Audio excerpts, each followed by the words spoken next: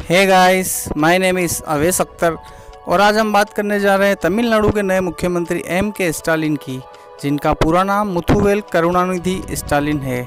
Stalin का जन्म 1 मार्च 1953 को तमिलनाडु के मद्रास शहर में हुआ, जिसे अब चेन्नई के रूप में जाना जाता है। स्टालिन एक भारतीय राजनीतिक और पूर्व अभिनेता है।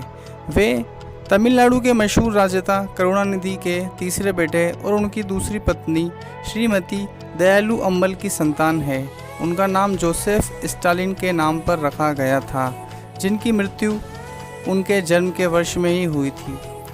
बात की जाए इनकी एजुकेशन की, तो स्टालिन ने चेन्नई के मद्रास विश्वविद्यालय के नंदम आर्ट्स कॉलेज से इतिहास में अपनी स्नातक स्तर की पढ़ाई पूरी की। इनके व्यक्तिगत जीवन की बात करें तो इनके माता का नाम दयालु अम्माल व पिता करुणानिधि है। इनकी पत्नी का नाम दुर्गा स्टालिन है। इनके एक पुत्र उदयनिधि स्टालिन है, जो अभिनेता व राजनीति में है, और एक पुत्री सेंथराई सुब्रिशन है। स्टालिन के राजनीतिक जीवन की बात करें तो इनकी राजनीतिक दल का नाम द्रविड़ मुन्नेत्र कड़गम है, जिसे डीएमके भी कहते हैं। उनका राजनीतिक कैरियर 14 वर्ष की आयु में 1967 के चुनाव में प्रचार के साथ शुरू हुआ। 1973 में स्टालिन को डीएमके की आम समिति में निर्वाचित किया गया था। वे उस समय सुर्खियों में आए जब उन्हें आपातकाल का विरोध करने के लिए आंतरिक सुरक्षा रखरखाव अधिनियम मीसा के तहत जेल में बंद कर दिया गया था। स्टालिन 1989 के बाद से तमिलनाडु विधानसभा के लिए चेन्नई के 1000 लाइट्स निर्वाचन क्षेत्र से 4 बार चुने गए। स्टालिन 1996 में इस नगर के पहले सीधे तौर पर निर्वाचित मेयर बने थे। 2001 में स्टालिन एक बार फिर से मेयर चुने गए। हालांकि उसके बाद तत्कालीन मुख्यमंत्री जयललिता ने तमिलनाडु नगर कानून संशोधन अधिनियम 2002 को अनियमित किया था। यह एक ऐसा कानून है जो एक व्यक्ति को सरकार में 2 निर्वाचित पद रखने से रोकता है। इस कानून को पूर्वव्यापी रूप से स्टालिन के मामले पर लागू किया गया था। वे एक निर्वाचित विधायक थे, जिसे व्यापक रूप से उन्हें चेन्नई के मेयर पद से हटाने के उद्देश्य से उठाए गए कदम के रूप में देखा गया। स्टालिन पर मीसा कानून भी लगा, जो आतंकवाद और गुंडा अधिनियम के काफ़ी करीब है, जिसके तहत 1975 में पहली बार गिरफ्तार किए जाने के बाद से स्टालिन को विभिन्न सार्वजनिक मुद्दों पर कई बार गिरफ्तार किया गया है और उन्हें पूर्व में गंभीर शारीरिक दंड भी दिया जा चुका है।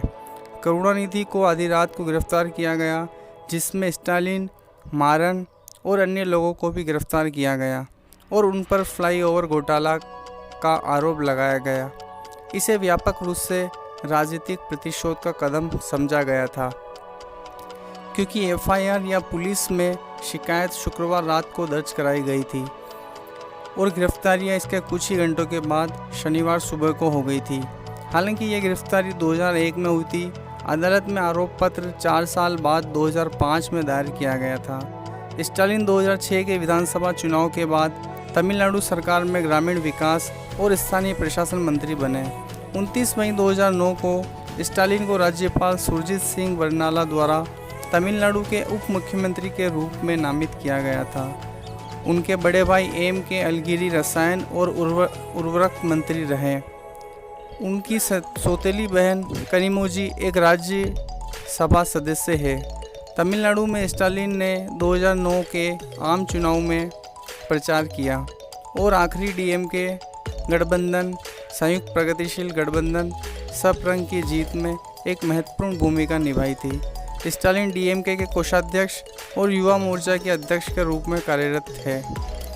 2021 विधानसभा चुनाव में स्टालिन की पार्टी ने कुल 234 सीटों में से 159 सीट जीतकर तमिलनाडु के 8वें मुख्यमंत्री बने। स्टालिन के विवादों की बात की जाए तो डीएमके के विरोधी कुछ राजनीतिक प्रेक्षक और डीएमके पार्टी के सबसे वरिष्ठ सदस्य इस बात की आलोचना करते हैं कि करुणानिधि नेहरू गांधी परिवार की तर्ज पर एक राजनीतिक वंशवाद शुरू करने की कोशिश में स्टालिन को बढ़ावा देने की कोशिश कर रहे हैं। डीएमके का साथ छोड़ देने वाले वाइको सबसे अधिक मुखर रहे हैं और कुछ राजनीतिक प्रेक्षक इसे वाइको को किनारे करने के एक कदम के रूप में देखते हैं, क्योंकि उन्हें स्टालिन के लिए खतरे के रूप में देखा गया था।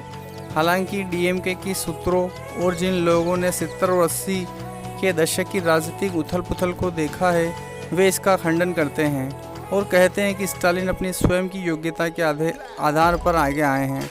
उनका कहना है कि स्टालिन अपने कदमों के बूते आगे बढ़े। 1975 से ही उन्हें बहुत कठिनाइयों का सामना करना पड़ा, जब उन्हें मीसा के तहत जेल में बंद कर दिया गया था और आपातकाल के दौरान जेल के अंदर इतनी क्रूरता से उनकी पिटाई की गई थी। उन्हें बचाने की कोशिश में डीएमके पार्टी के उनके साथी कैदी की मौत हो गई थी। स्टालिन 1989 और 1996 में एक दहक थे, जब उनके पिता करुणानिधि मुख्यमंत्री थे, लेकिन उन्हें मंत्रिमंडल में शामिल नहीं किया गया था। उन्होंने अपनी लड़ाई खुद लड़ी और 1996 में चेन्नई के 44वें मेयर बने, जिसमें उन्हें पहले सीधे तौर पर निर्वाचित मेयर के रूप में देखा गया था। विधायक के रूप में उनके चौथे कार्यकाल में उन्हें करुणानिधि मंत्रिमंडल में मंत्री बनाया गया। इस तरह उनकी प्रगति धीमी और स्थिर है। वे आगे बताते हैं कि करुणानिधि ने यहाँ तक कि अपने अन्य पुत्रों एम के मुथ्थू और एम के असगारी को भी गलत कार्यों के लिए दोषी पाए जाने पर निष्कासित कर दिया गया था। स्टालिन अपनी सौतेली बहन कनिमोजी के साथ मिलकर करोड़ों की संपत्ति जुटाने वाले ए राजा को समर्थन देने के लिए अपने पिता के विरुद्ध है। बात की जाए इनके फिल्मी सफ़र की तो 1980 के दशक के दौरान इन्होंने कुछ तमिल फिल्मों में काम किया। उन्होंने 1990 के दशक के मध्य में सन टीवी के टेलीविज़न धारावाहिकों में भी अभिनय किया। तो गाइस, ये थी एम के स्टालिन की बायोग्राफी।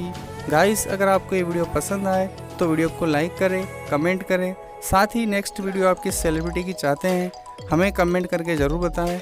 इस तरह की और भी वीडियो देखने के लिए हमारे चैनल को सब्सक्राइब करें।